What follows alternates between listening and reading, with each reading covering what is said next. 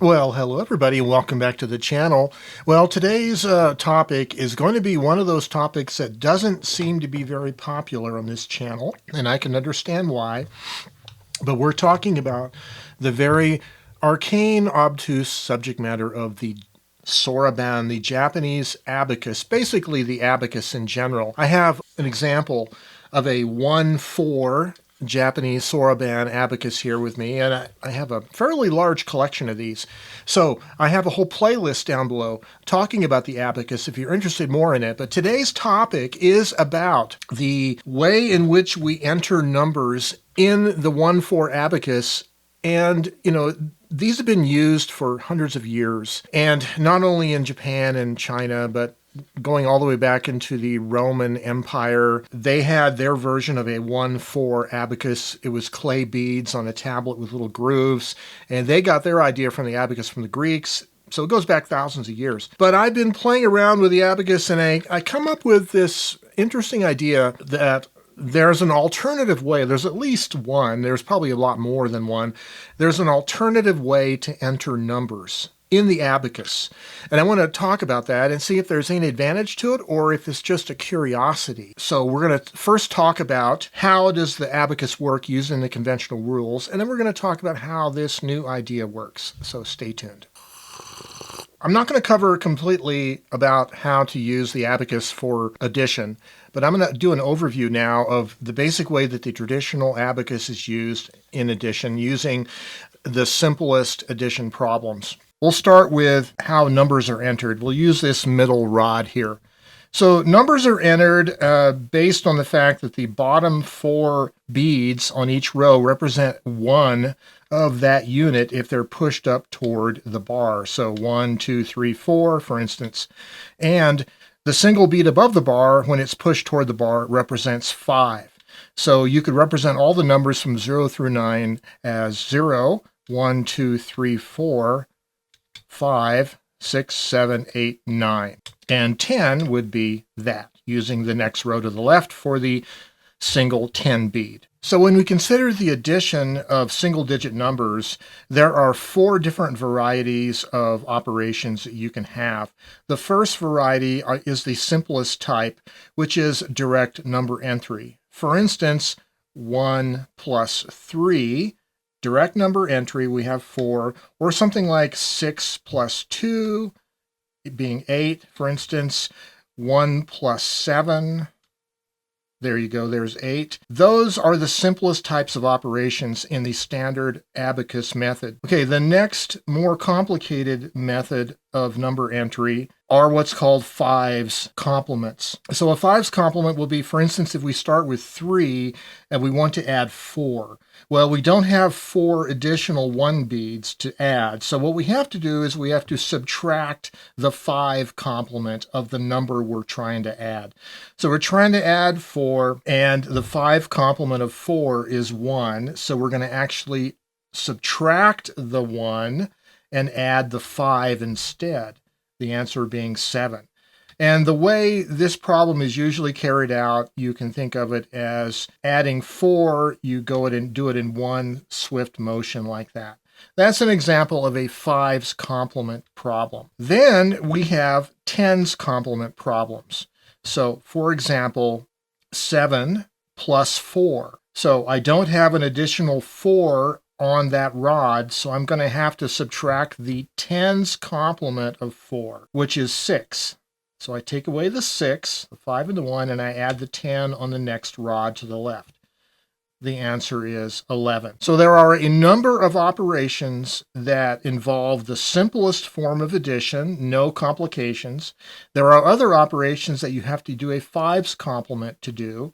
There are these operations that require you to do a 10's complement in order to complete. And then the most complicated type of simple operations, simple addition, are those that use both 5's and 10's complements, what we might call combined complements. An example would be 6 plus 7. So here's 6. I want to add 7. I don't have 7 additional beads on that row, so I'm going to try to do a tens complement problem, which would be to take away 3, which is the tens complement of 7, and then add the 10. Except I can't take away 3 directly because I don't have 3 ones beads.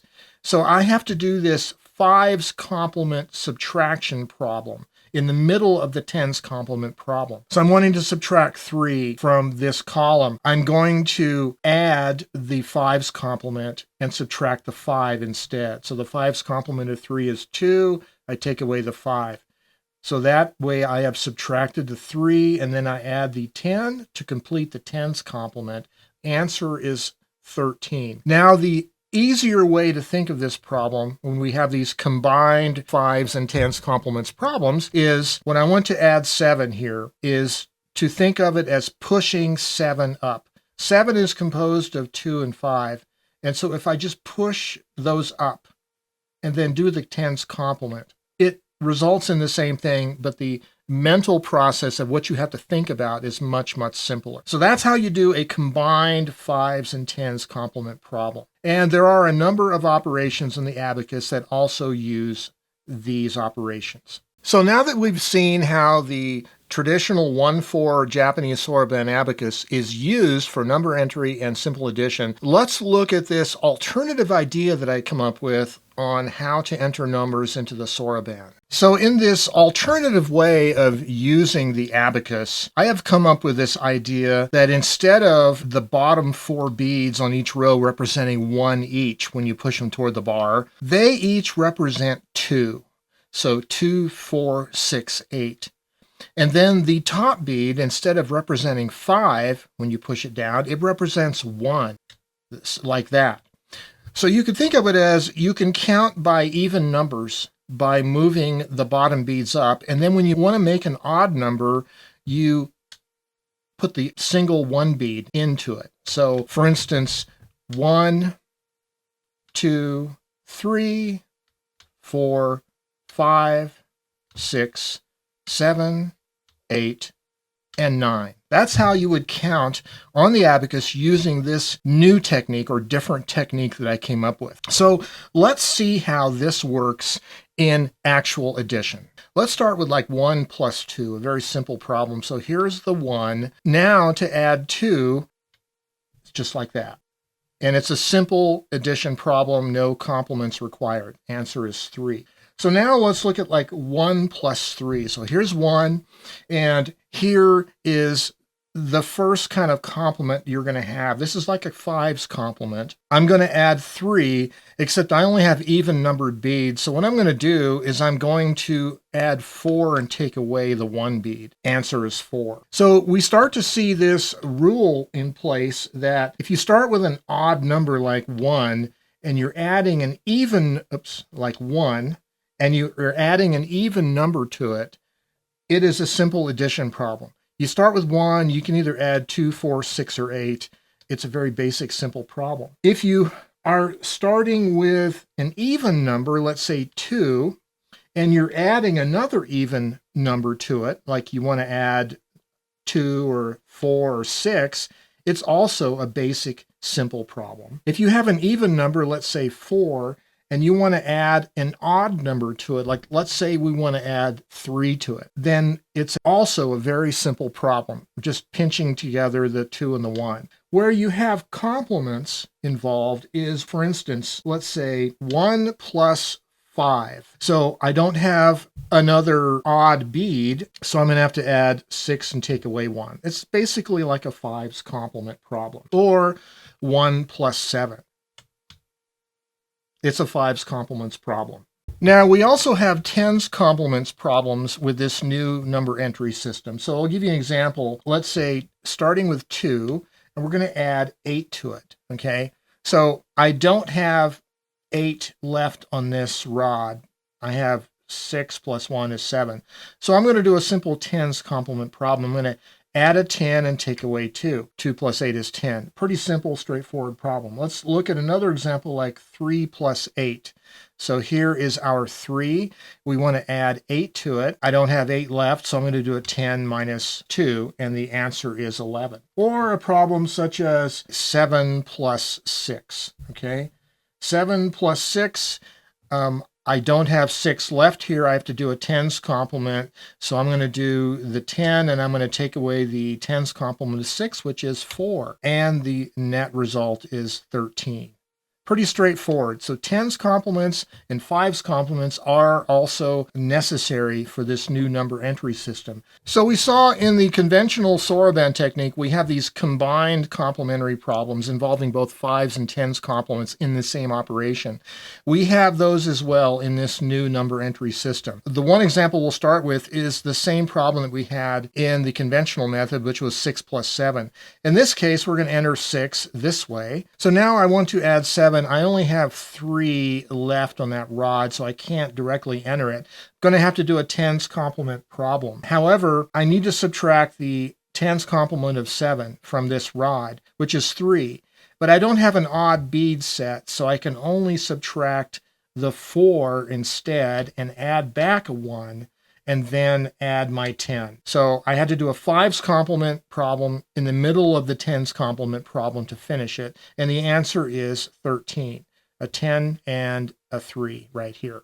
So we do have combined fives and tens complements problem on this new number entry system as well. So I wanted to study the difference between the conventional method of doing the Soroban and this new proposed odd-even method in terms of how many different types of operations there are for each category of operation. So what I have is this little chart here. This is the conventional Abacus method, Soroban method. And the column on the left is the number you're starting with. The row on top is the number you're adding to it. And then the intersection point of each one of these represents what kind of operation it is. I have noted an S for the simple addition, a 5 for fives complements, a 10 for tens complements, and then this 10/5 represents the combined fives and tens complements problems. And when you look at this layout here of all the operations, you can see this kind of dividing diagonal line going up here. And above and to the left of it, it's predominantly simple operations with this little triangle of fives complements right here. And then the bottom half is all tens complements except this little triangle with the combined fives tens complements. So it looks like the fives complements triangle and the 10-5 complements kind of are mirror images of each other. They're symmetrical. Now, if we go to the same chart but done for the new proposed Soroban method, what I call the odd-even method, we have the same layout here. The number we start with is on the column on the left. The number we're adding is on the row on top. And again, there is this symmetry, a diagonal symmetry, where above and to the left half, it's predominantly simple addition problems, interspersed, though, now with fives complements. Instead of there being like a center triangle cluster of fives complement problems, the fives complements are spread out pretty evenly amongst this upper left triangular section. And similarly, the bottom half triangular section of the chart is all tens complements with the more complicated tens and fives problems also spread out evenly amongst those 10 complements operations. So now what does that mean in terms of the total number of operation types? Well, as it turns out, I've counted for both the conventional method and the odd-even method, I've counted how many simple operations, how many fives complements, how many tens complements, how many combined fives and tens, and it turns out that they're all the same. 26 of the simple operations, 10 of the fives complements, 35 of the tens complements, and 10 of the 10-5 combined complements. So there's no advantage to either the conventional method or the new odd-even method in terms of the types of operations, how many there are of each one. They're all the same in that regard. The real difference happens to be the way the operations are spread out on the chart itself. So when I first came up with this idea, I was laying in bed one night thinking about the abacus, as you always do, and I wondered, is there an advantage to this odd even number entry system? Like, I was hoping that perhaps it would have fewer complementary problem steps. Like, it would be a way of sidestepping the complexity of learning the abacus by using this different way of entering numbers. As it turns out, there's no difference in the number of operations of each type. It's the same, which is actually rather interesting. I'm not a mathematician, but if you were a number theorist, you might find that rather interesting, that two different ways of representing numbers on the abacus come up with equal numbers of the four different number entry methods. Kind of interesting. So the other question, though, I had as I was thinking about making this video, I was on a walk this morning and I was wondering, the traditional way of doing the abacus, you hold it flat, but you hold it so that the dividing bar is near the top, the 4 beads are at the bottom, and the single 5 beads at top. And I was wondering, with this new odd even method, maybe I should flip it around. So the dividing bar is near the bottom, the single value odd bead is on the bottom, and the 4 even beads are on top. I don't know. If you are a tinkerer in using the abacus, I would love to hear your opinion down below. Is this alternative method, does it have any advantages, or is it always just fraught with disadvantages only? And would you consider flipping the abacus around and using it upside down for this new method? Does it make any sense at all? Anyways, if there's 3 people out there in the whole world that are watching this that are interested in it, drop a note down below. I'd love to hear your opinion about this. And also, have you come up with any other alternative ways of using the abacus or doing number entries? Because I'm interested in this in the sense that if you know about chess, the game of chess, there are alternative versions of chess, what some people have called super chess, like rules like you only have a king, but he can make 2 moves at once, that kind of stuff, where a single king can beat an entire team of 16 pieces on the other side. Like, this is sort of like the abacus version of super chess. It's changing the rules. In this case, though, there's no advantage in it, but have you come up with an alternative abacus idea? Drop a note down below. Let me know about it. Let's talk about it. In any case, go get your abacus if you have one. If you don't have an abacus, go online and buy an inexpensive one and have fun learning how to add and subtract and do other number problems. Keeps your mind sharp. We're all getting older. Yes, we are. And doing things like this keeps your mind sharp. Okay, I'm going to leave you right now. Stay creative and have yourselves a great day. And I'm going to finish my coffee right now.